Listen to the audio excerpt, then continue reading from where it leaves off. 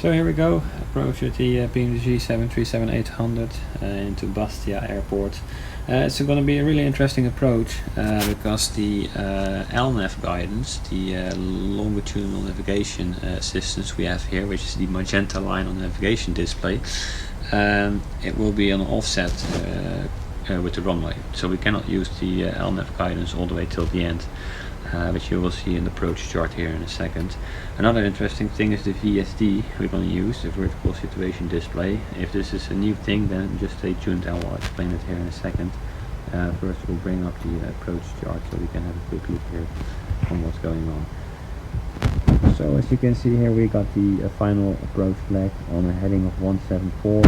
And the actual runway heading is 160, so that gives us a 14 degrees offset there, which we have to adjust for while approaching. So that's something we have to do here. It's new for me, I never did something like this, so let's see how it will work out. As a first time experience, I thought why not share it so you can see after some kind of flight simulator experience how I will perform, and then maybe this gives you a little bit of an idea how you could do it as well. I don't think it will be too difficult with this weather. I checked the meteor approach as well, so I'm flying with live weather. I saw it was clear visibility, so should be fine to find the center line of the runway and use some puppy lights. But let's talk about this VSD here. If it's new for you, the vertical situation display, which we will get on the navigation display showing up later. And we can enable this by pressing the CTR button twice, which I will do later on the approach. And you get a perfect picture of how your vertical path is compared to your actual landing, let's say. So that's one thing which we will use for sure, because the VNAV will be just fine. So just talking a little bit here with ATC, trying to get an idea of when we're gonna disable the LNAV and start adjusting here ourselves. We're flying flight directors already here, so hand flying here. I didn't want to talk during the approach, so I'm making an audio clip over the actual video clip. Here we go on the VSD, there we go. That's what I was talking about. That's a really nice feature to use. Just have to know about it. I don't see it in so many videos, people using it, so I find it very helpful.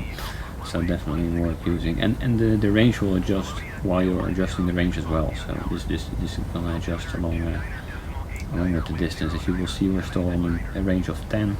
Later on we'll drop it down to 5, and you will see it will adjust as well. So trying to get my speed here a little bit, just trying to stay on the VNAV path here soon as well. And we have to start descending. Soon I will move a little bit to the right or left, trying to find that runway, see if we can get any visual on it. Still following the flight director here. Earlier a bit, got a little bit of crosswind, but not too much. That should be fine. Slight breeze coming in from the left. There we go. Start looking for that runway. We have some flaps already down, and we got the gear down as well already. Got the speed brake still in the off position, I notice here, so I guess we'll just change that in a little bit as well. Got some minimums set up as well here on the, as you can see on the PFD, primary flight display. There we got the runway. Nice visibility there, easy to spot. So just adjusting the speed for my final approach speed. So I got indicating on the PFD just a little additional assistance for myself to keep an eye on my speed, let's say. I don't know if this plane actually has a, well, the plane has, but if the livery is coming together with the heads-up display, although it's not so useful now. With this visibility, it's easy to spot the center line, and later on we'll get some pipe lights as well. But as you can see on the VSD there, some perfect guidance along the way to see how we're doing. So that's just perfect. No LNAV indication anymore there, as you can see. We're not using that one anymore now. Got the speed brakes dialed up already there as well to 3. Coming down, the last flaps are set as well. Trying to maintain the approach speed which we got from the FMC. information. If you're wondering how to fly the PMDG, don't be how to say. It might, looks like a complicated plane in the beginning. It is, but it's not so difficult to start making easy flights. I got an easy video to show you how to start going with the PMDG 737. I will link it in the description down below as the first link. It will get you going to make a full flight. Not like officially, of course, with all the things set up perfectly, but where you will be able to make a full flight. And this gives you kind of an enjoyment, so you will keep going.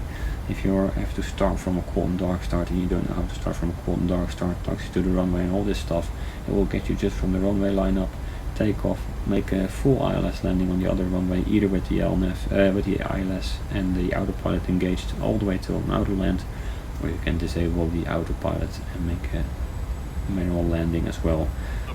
So this video will get you going, and that's the most important part. You have to get going with this plane, and then it becomes really interesting and really addictive. Small piece of advice here: if you're struggling with the approach, with the speed, let's say, then you can maintain the auto throttle, and it will take care of the speed. And all you have to do is just hand fly it. I started like that. I'm still struggling to maintain my speed sometimes, but that's an easy way out. You can get going. Ooh, tipping left and right quite a bit here, I noticed. I don't know if that's adjustment for the crosswind or not, but I'm adjusting with the rudder with my joystick on the right. I don't have rudder pedals, so that can be sometimes a little bit tricky. Quite okay on the center line here, coming in a little bit fast, but there we go, touchdown. Now I gotta maintain my ailerons, my rudder with my hands while pressing F1, F2 for the reverse thrust. So while getting the touchdown and then changing over to reverse thrust, I have to let go of my yoke. It's sometimes giving a little bit of troubles, but anyway. Landing quite okay here. Coming off on the auto brakes, switching on the APU and the taxi light. So we got the APU up and running.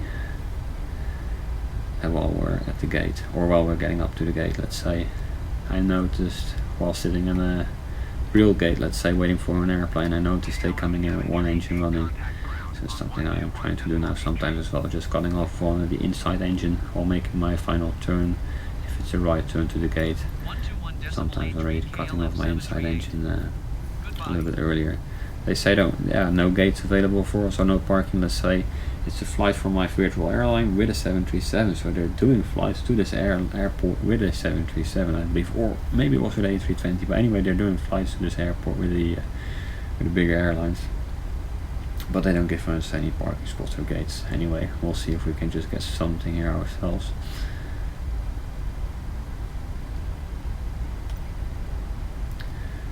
Landing lights coming off, checking out here how the lines are looking, and also the nose wheel. I had my joystick just disconnected for a flight earlier for some reason, and now I plugged it in again, and my dead zones are gone, taking over the APU power there. So when I'm giving some rudder input, sometimes it's just oversteering the nose wheel, and this is just making you go in a straight line more or less. To fix this, I just increase the dead zones drastically on my sensitivity settings, so I basically cannot oversteer, so to say. Yeah, coming up here and finalizing this flight. So if it was interesting, then stay tuned if you like, by subscribing maybe. More flights of this coming up.